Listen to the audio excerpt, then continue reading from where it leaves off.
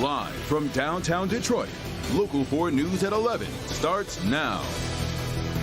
Campaign concerns tonight for James Craig, the Republican frontrunner in the Michigan gubernatorial race. The former Detroit police chief acknowledging for the first time possible issues with signatures on his nominating petitions. The main concern here would appear to be forged signatures, all done by the same set of people. Mara McDonald live downtown tonight.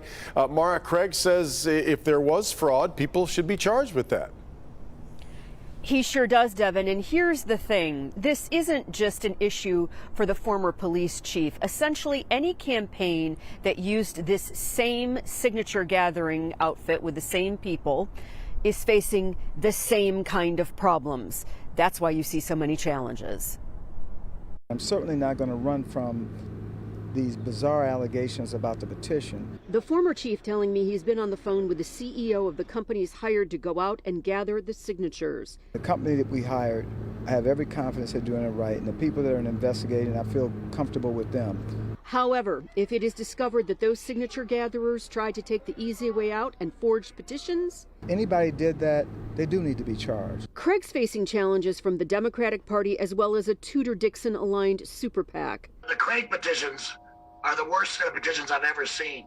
And it goes beyond the forgery. I mean, the defects in circulator certificates, in headings, duplicates, bad signatures. I've never seen such a mess. Getting signatures has been a challenge this cycle. A tight labor market, plus lousy weather. There's an issue with the people that are employed at the level of getting the signatures because they are compensated by the number of signatures they get and they're not worried whether they're valid or not. While Craig, Johnson, and Dixon are all facing challenges over their petitions, only Craig is facing challenges from Democrats and Republicans. The former chief told me he's been dodging bullets his entire career. This is just a different kind. I don't get excited about polls, but I've led in all the GOP candidates. And I mean double-digit lead. So I'm a target on the GOP side by my opponents. Back here live, former chief may be getting most of the, attention here right now, but realize that Perry Johnson also has a challenge to his signatures. They use the same signature gatherers. Tudor-Dixon has an issue not with her signatures, but is being challenged on the header of her petition. So we're in a position, Kimberly and Devin, where the State Board of Canvassers could theoretically say that all three of these people don't meet the requirements and aren't going to be on the ballot. We're live downtown tonight. I'm Mara McDonald, Local 4. Meanwhile, they're all spending money on their campaigns while they sort of hang in this kind of limbo right now. So you and I were talking about this issue in the newsroom the other day. You're assuming we're going to have a decision here on this fairly soon, right? That's right, Devin. I mean, State Board of Canvassers scheduled to meet at the end of the month. I think the question now is this going to be a one-day meeting or is this going to be something that's going to go on for days as they wade through the investigatory reports from the Bureau of Elections? Back to you. Huge implications. All right, Mara. Kim. Well, they are metal detectors designed for big crowds, screening for guns and knives, and soon they'll be coming to events all over Detroit after City Council just approved the money to buy 10 of them. Pamela Osborne is live at Hart Plaza tonight. So, Pamela, those metal detectors are going to be used for the first time at a popular event there this summer. That's right, Kimberly. The first time we'll see them in action is going to be at the fireworks. Then afterwards, anyone in the city throwing an event can request to use one for free. We spoke to quite a few people who were out today enjoying this warm weather who say this new technology is enough to make them turn out to some more events. Everywhere's like scary now. You never know. So. Brittany Thomas says safety is one of the first things she takes into consideration before attending any event. The same goes for Edward Sherrills Jr. I have to admit there are some times when I probably would get out more if I felt a little safer. Their safety is top of mind for Detroit police as well. After hearing from community groups and residents like Sherrills, Deputy Chief Franklin Hayes brought a proposal to City Council Tuesday. We hope this tool is not the police department's tool, but the community's tool. The department asked for and has received approval to purchase 10 next-generation metal detectors. The technology will pick up on metal signatures of firearms and large knives. You don't have to empty anything out of your pockets. You just walk right through. Each city district will have its own, and 3 extras will be available for big events, like the fireworks. The unveiling, or when we put these in place, will be at the upcoming fireworks. We will have the units in both Hart Plaza as well as Spirit Plaza. DPD plans to have all 10 out that night. I think it's a really great idea. It'll keep a lot of people safe. It's exactly what Deputy Chief Hayes had in mind, providing people with the assurances they need to feel safe in an area that will be safer. There aren't anyone carrying any illegal firearms or weapons here. I can enjoy myself and not worry about being a victim or an innocent bystander. And so all of this is going to cost a little more than $1.3 million. But one of the things discussed as council went over this proposal was that you can't put a dollar amount of value on human life. If you want to know how you can get one of these devices, you have to reach out to the Department of Neighborhoods. They can help get you in touch with police, who will come out and not only set up the device for you, but go over a safety plan to make sure your event is as safe as possible. Reporting live at Hart Plaza, I'm Pamela Osborne, Local 4. Hey, Pam, thank you.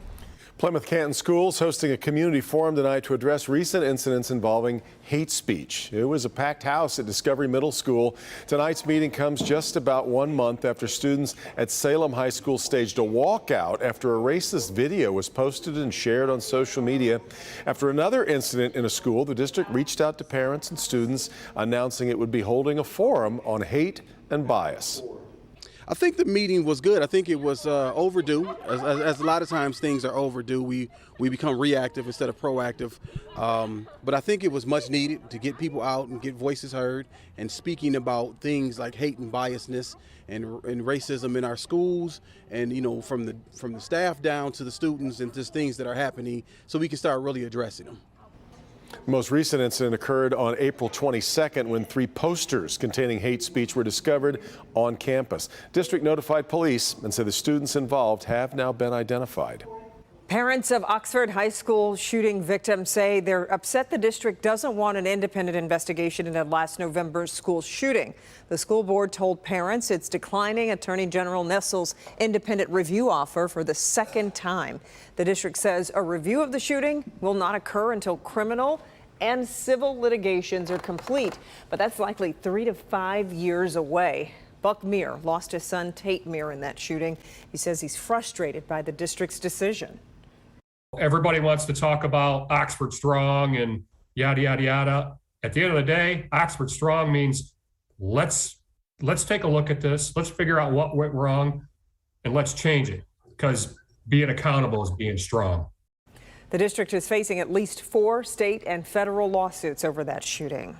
An Illinois man who was found with a teenage girl in Oakland County is now facing child porn charges. 27-year-old Damian Newman was arrested over the weekend at the Hawk Woods Park and Campground in Auburn Hills. Sheriff's office says the man was found with a teenage girl from Pontiac who had run away from home. Newman later admitted he arranged to meet the girl after messaging on Snapchat. Investigators say they found child porn on his cell phone. He faces up to 7 years in prison if convicted. Right now, Detroit police are trying to figure out who killed a teenage girl after her body was discovered on Detroit's west side. Her body was found. She had been shot to death inside a 2011 Chevy Malibu. This was the scene this morning on Burnett Street. Police believe the girl is 16 years old. They tell us the car that she was found in is connected to a carjacking. If you've got any information that might help, call Detroit Police or Crime Stoppers at 1-800-SPEAK-UP. Tonight, Operation Candyman is complete. All day, we've been tracking this massive crackdown led by state police to get illegal prescription drugs off the street. Warrants were served in Wayne, Oakland, and Genesee counties. Our cameras were at this particular raid today at the Lighthouse Medical Center on Detroit's west side. Investigators say nurses were selling opioid prescriptions to patients with no doctor on site. Tens of thousands of illegal prescription drugs that are out on the streets here in Michigan. They were basically, everybody knew. I mean, as soon as we hit this door, there were citizens coming out of the neighborhood giving the thumbs up and nice job.